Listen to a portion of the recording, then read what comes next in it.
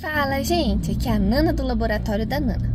E hoje, na nossa jornada juntos, nós vamos iniciar o livro de Marcos, ouvindo os capítulos 1, 2 e 3. E após, eu vou compartilhar uma reflexão com vocês. Vamos lá?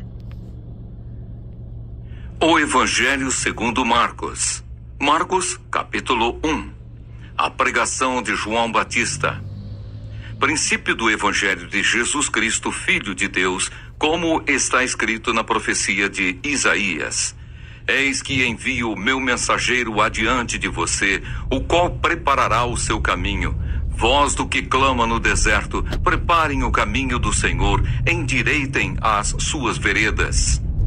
E foi assim que João Batista apareceu no deserto, pregando o batismo de arrependimento para a remissão de pecados. E toda a região da Judeia e todos os moradores de Jerusalém iam até ele. E confessando os seus pecados, eram batizados por ele no Rio Jordão. A roupa de João era feita de pelos de camelo. Ele usava um cinto de couro e se alimentava de gafanhotos e mel silvestre.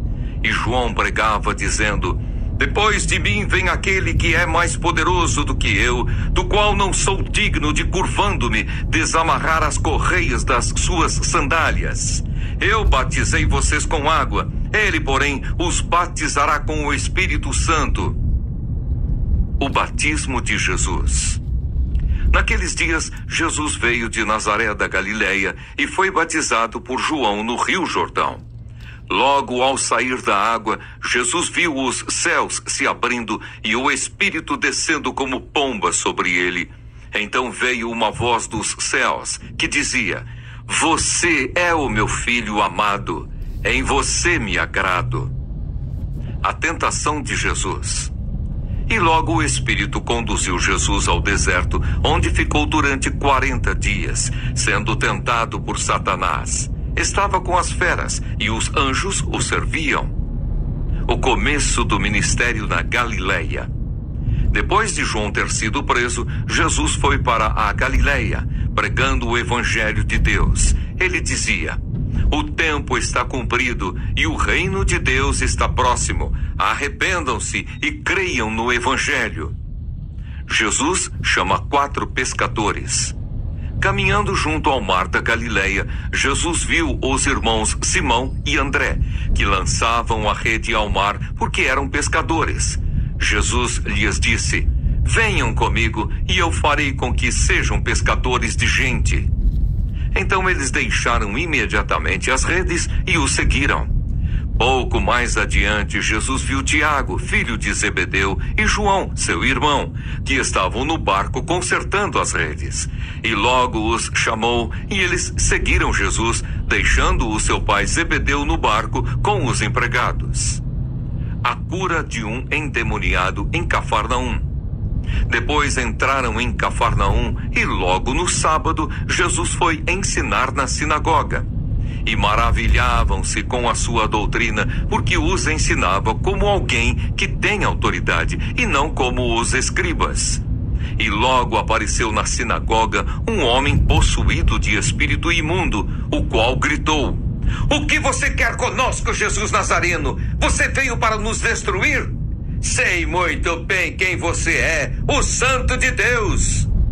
Mas Jesus o repreendeu, dizendo: cale-se e saia desse homem.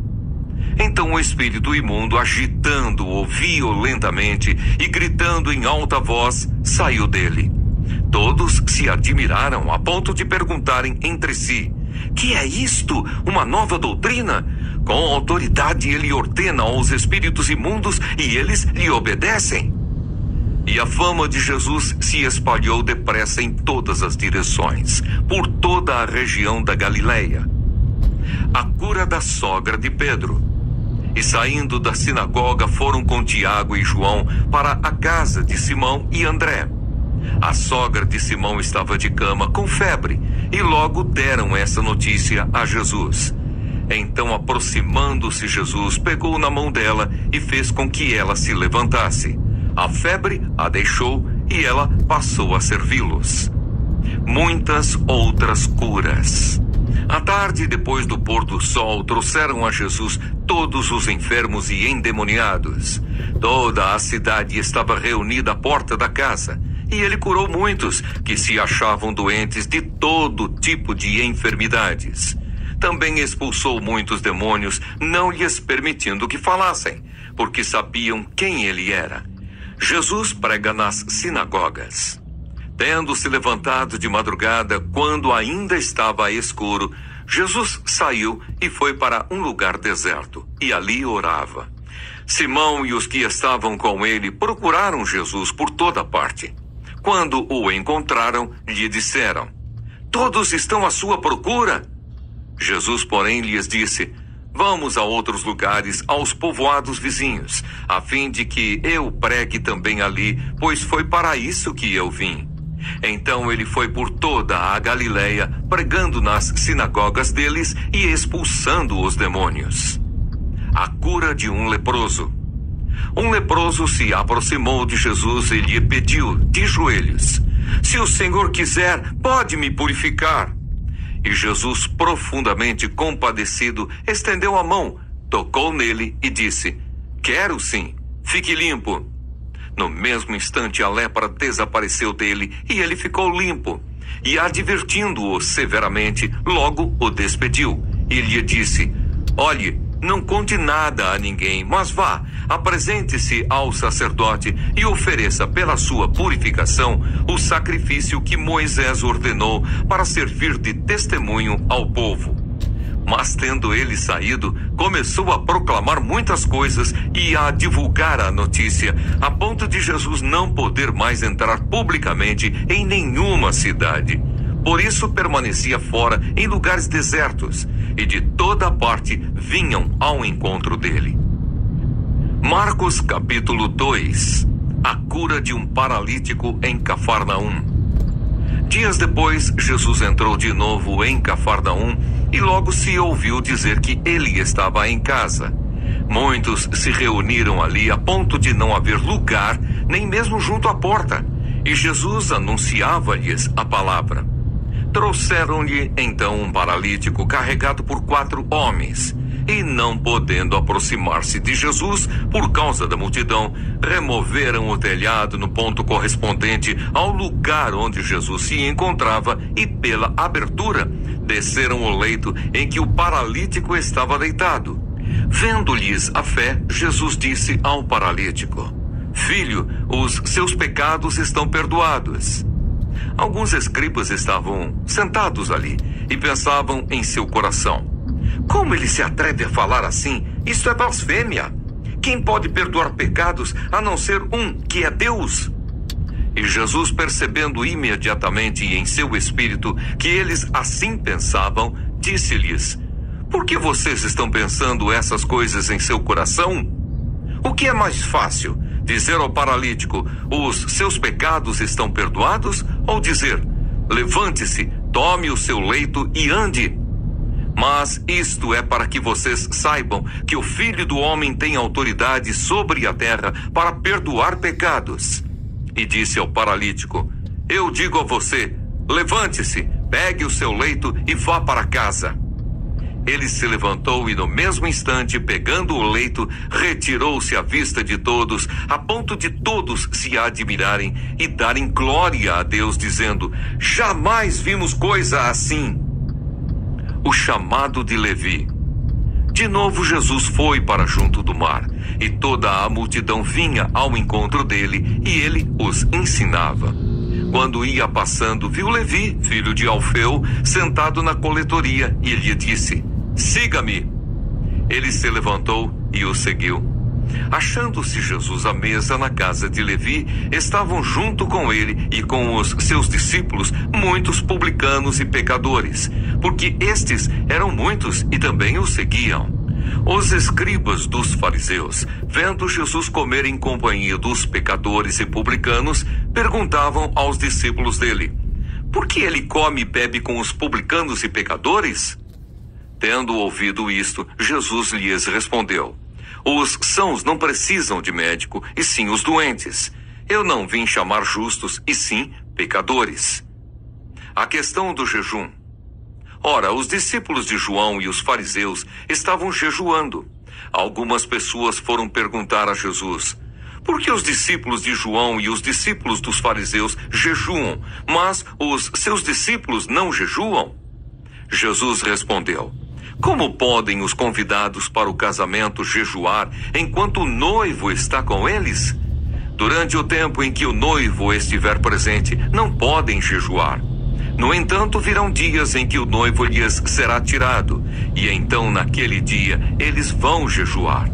Ninguém costura um remendo de pano novo em roupa velha, porque o remendo novo tira um pedaço da roupa velha e o buraco fica ainda maior. E ninguém põe vinho novo em odres velhos, porque se fizer isso, o vinho romperá os odres e se perdem tanto o vinho como os odres. Mas põe-se vinho novo em odres novos. Jesus é Senhor do sábado.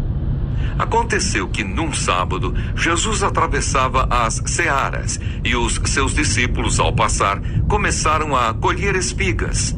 Então os fariseus disseram a Jesus: olhe, por que eles estão fazendo o que não é lícito aos sábados? Ele lhes respondeu: vocês nunca leram o que Davi fez quando se viu em necessidade e teve fome, ele e os seus companheiros?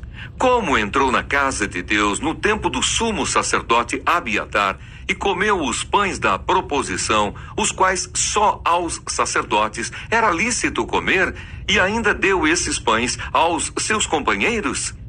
E Jesus acrescentou: o sábado foi estabelecido por causa do homem, e não o homem por causa do sábado. Assim, o Filho do Homem é Senhor também do sábado.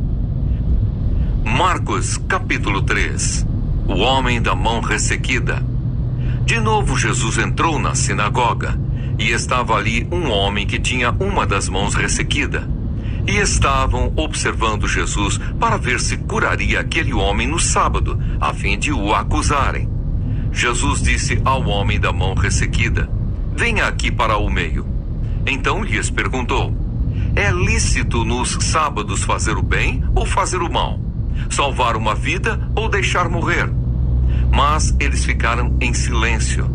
Então Jesus, olhando em volta, indignado e entristecido, com a dureza de coração daquelas pessoas, disse ao homem: estenda a mão. O homem estendeu a mão e ela lhe foi restaurada. Os fariseus saíram dali e com os herodianos logo começaram a conspirar contra Jesus, procurando ver como o matariam. Jesus cura muitos à beira-mar. Jesus se retirou com os seus discípulos para o mar. Uma grande multidão o seguia. Eram pessoas que tinham vindo da Galileia, da Judeia, de Jerusalém, da Idumeia, do outro lado do Jordão e dos arredores de Tiro e de Sidom, porque ouviam falar das coisas que Jesus fazia. Então recomendou aos seus discípulos que sempre lhe tivessem pronto um barquinho por causa da multidão, a fim de não o apertarem.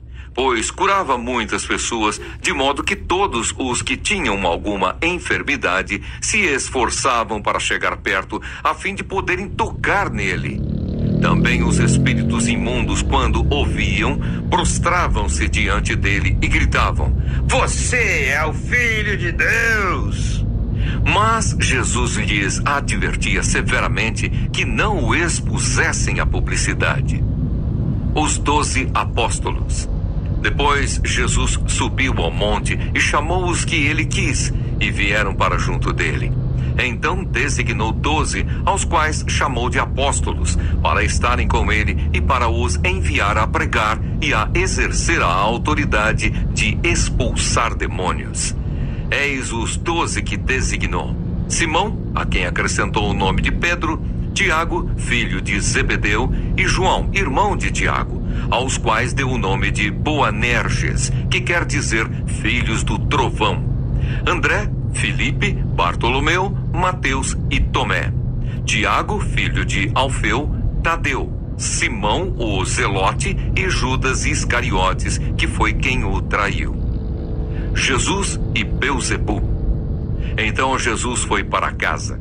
E outra vez se ajuntou uma multidão, de tal modo que nem podiam comer. E quando os parentes de Jesus ouviram isto, saíram para prendê-lo, porque diziam: está fora de si. Os escribas que tinham vindo de Jerusalém diziam: ele está possuído de Beelzebu, ele expulsa os demônios pelo poder do maioral dos demônios. Então, convocando-os, Jesus lhes disse, por meio de parábolas: como pode Satanás expulsar Satanás? Se um reino estiver dividido contra si mesmo, tal reino não pode subsistir. Se uma casa estiver dividida contra si mesma, tal casa não poderá subsistir. Se Satanás se levantou contra si mesmo e está dividido, não pode subsistir, é o seu fim.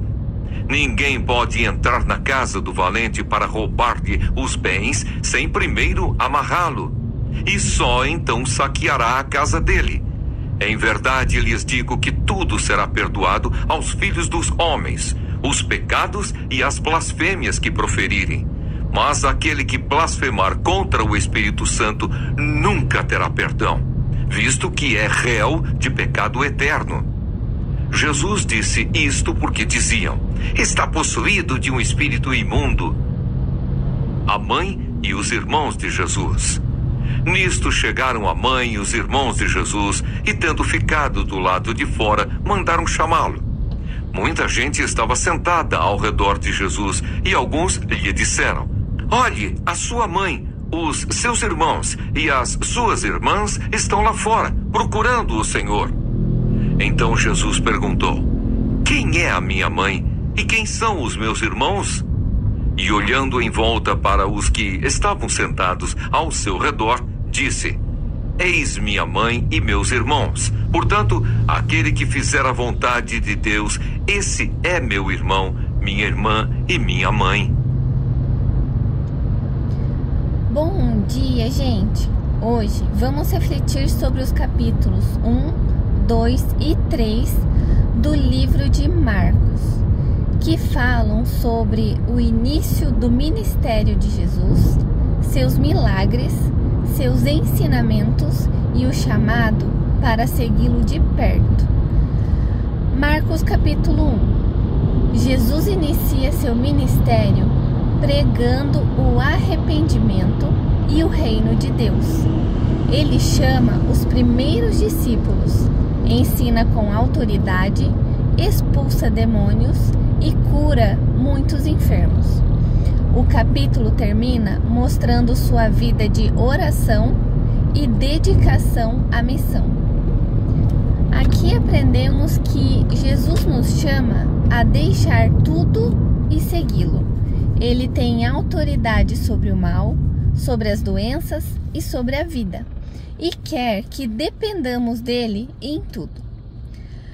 Marcos capítulo 2. Jesus perdoa e cura o paralítico, chamando Levi, Mateus, e ensinando que veio para os pecadores, não para os justos. Ele também afirma que o Filho do Homem é Senhor do sábado. Aqui aprendemos que o maior milagre que Jesus faz é o perdão dos pecados. Ele nos chama da velha vida para uma nova caminhada com Ele, baseada em graça e misericórdia. Marcos capítulo 3. Jesus cura no sábado, escolhe os 12 apóstolos e enfrenta oposição de líderes religiosos e até incompreensão de sua própria família. Mas deixa claro que sua verdadeira família são aqueles que fazem a vontade de Deus. Aqui aprendemos que seguir a Jesus pode trazer oposição e incompreensão, mas nossa identidade está em sermos filhos de Deus e parte da família de Cristo. Refletindo sobre esses textos, Marcos 1 nos mostra que Jesus tem autoridade e nos chama para segui-lo. Marcos 2 nos lembra que o perdão dos pecados é a maior obra que ele realiza. E Marcos 3 nos ensina que ser da família de Deus é viver em obediência à sua vontade. Que hoje possamos seguir a Jesus com fé e coragem, reconhecendo sua autoridade, recebendo seu perdão e vivendo como verdadeiros membros da família de Deus. Que vocês tenham um ótimo dia. O vídeo vai ficar disponível no YouTube, então lembre de se inscrever no canal, de curtir o vídeo, de compartilhar. Fiquem com Deus e até a próxima. Tchau!